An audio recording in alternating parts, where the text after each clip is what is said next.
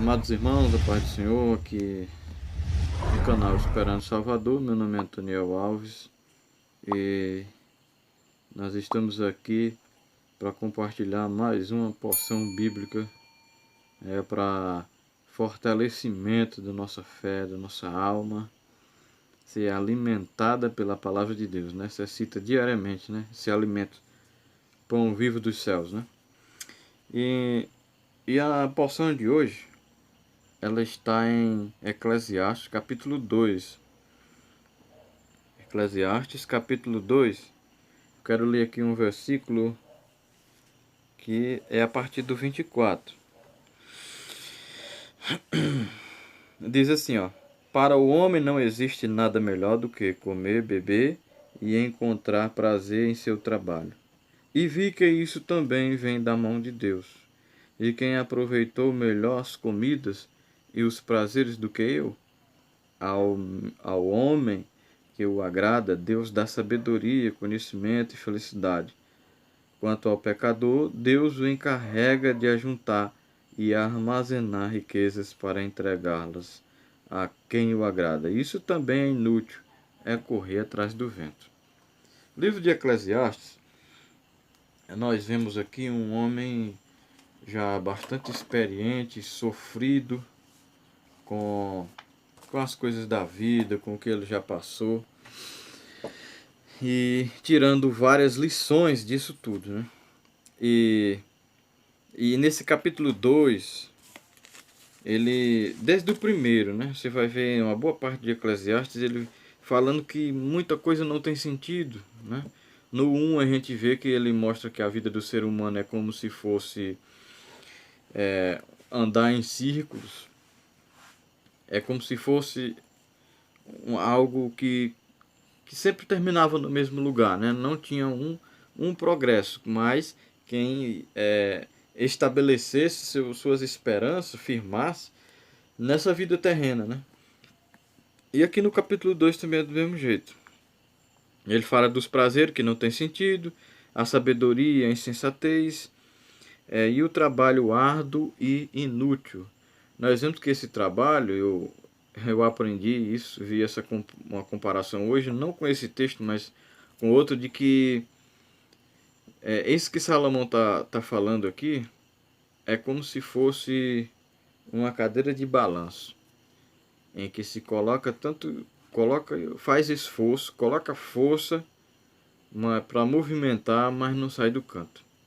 E assim era a vida sendo vista, sendo analisada por esta ótica, neste ângulo aqui.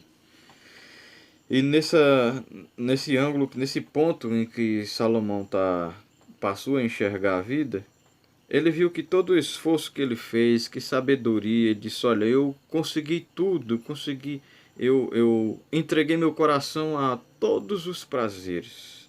Tudo, ele disse, tudo que os meus olhos viram, eu aproveitei, eu me saciei com aquilo. Tudo que os meus olhos desejaram, eu adquiri para mim.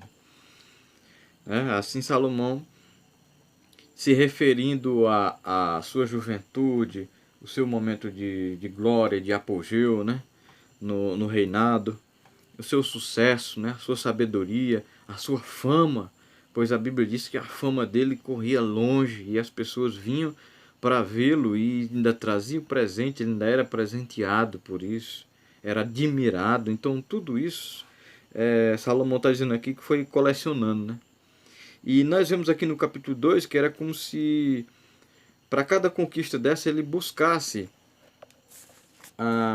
ou pelo menos imaginasse que ali estava a, a felicidade, Uma verdadeira felicidade. Na verdade, ele se tornou um homem feliz, mas o seu coração, como ele diz aqui, ele desejou todas essas coisas e buscou, e tudo que os seus olhos viram, ele aproveitou, ele praticou, ele se deleitou naquilo que o coração dele pediu, que o coração dele viu e desejou, nisso ele entregou a sua vida. Então, olhando para esse texto, no que se resume, todas as conquistas e trabalho.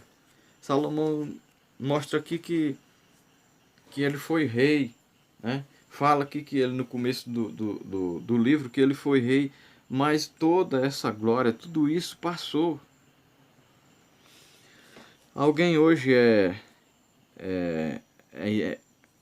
assim, conhecido na mídia, como é que eu disse? Tem fama, tem reconhecimento, né? Alguns é tido como heróis e entram para a história, ou pelo menos a gente pensa que aquela pessoa entrou para a história. Talvez naquele presente momento ou durante alguns anos ele seja lembrado, mas sempre vai surgindo outras coisas que vai entretendo a humanidade, as pessoas de uma tal forma, envolvendo, que aqueles heróis vão ficando para o canto, que aqueles heróis vão passando, ninguém vai mais lembrando. Uma certa vez eu estava vendo um documentário sobre esportes e tinha um boxeador, um ex-boxeador falando, muito famoso, naquele documentário a pessoa que entrevistava ele dizia assim, falando sobre os títulos dele no boxe. Aí ele disse algo: o que você tem a dizer sobre os seus títulos? Você é um homem muito renomado, um homem que tem uma história linda. E ele disse uma verdade. Ele disse: os títulos que eu tenho no boxe é o seguinte: eu lutei, eu me esforcei, eu renunciei muita coisa, né, para chegar naquele nível. Eu lutei com muita força, com muita vontade. Dei o meu melhor, dei tudo que eu tinha e até mais, eu me esforcei mais ainda para ser o melhor do mundo. Ele disse: então eu consegui. Eu consegui. E quando eu cheguei naquele topo, pronto, para mim aquilo não fazia mais sentido continuar. E ele foi indagado por quê. E ele respondeu dizendo o seguinte: porque um dia eu vou estar diante do Criador. E o que eu vou prestar conta com ele é das minhas obras, é do que eu fiz para o seu reino e não dos títulos que eu tenho no boxe. Então, essa verdade ela martela na minha mente até hoje, porque eu vi ali um homem que não era apegado às conquistas dessa terra. Eu vejo ali um homem abnegado de tudo isso aqui, renunciou na verdade o mundo e entendeu que essa glória é passageira. Era aquela glória que Satanás, quando estava tentando Jesus lá no deserto, ofereceu a ele, que dava tudo isso aqui para ele se curvar diante dele, né? É aquela glória que passa, aquilo que daqui a uns anos ninguém é mais lembrado, aquela pessoa não é mais lembrado. E é isso que Salomão está dizendo. Ele disse: o homem reina, o homem trabalha. Ele disse: eu me esforcei tanto, eu consegui ouro, prata, tudo que o meu coração queria, eu fui atrás, tudo que meus olhos viu, eu consegui, eu quis para mim, eu desejei para mim, eu consegui possuir tudo aquilo, possuir terras, construir vários empreendimentos. E ele diz mais aqui no capítulo 2: possuir escravos, escravas, e até dentro da minha casa, dentro do meu palácio, nasceram os filhos dos escravos. Possuí um harém com várias concubinas, tive várias mulheres, ele fala aqui no texto. É disso, mas só que tudo isso eu vi que era inútil, todo o meu esforço. De que adianta, disse o homem, se esforçar tanto? Os destinos são os mesmos. O destino é o mesmo. Ele disse: eu vi que o que pode acontecer. De que adianta eu ter tanta sabedoria? Disse: eu vejo que o que acontecia a um insensato, a um tolo, acontecia ao sábio também. Então, de que valeria a pena isso, né? Qual a finalidade, né, no fim das contas, de tudo isso? E o que vale a pena, né? Em que contribui para a felicidade, melhor dizendo? Ou como contribui? Essa luta e esse esforço todo faz sentido? Ou apenas nos engana com a ilusão de uma falsa felicidade?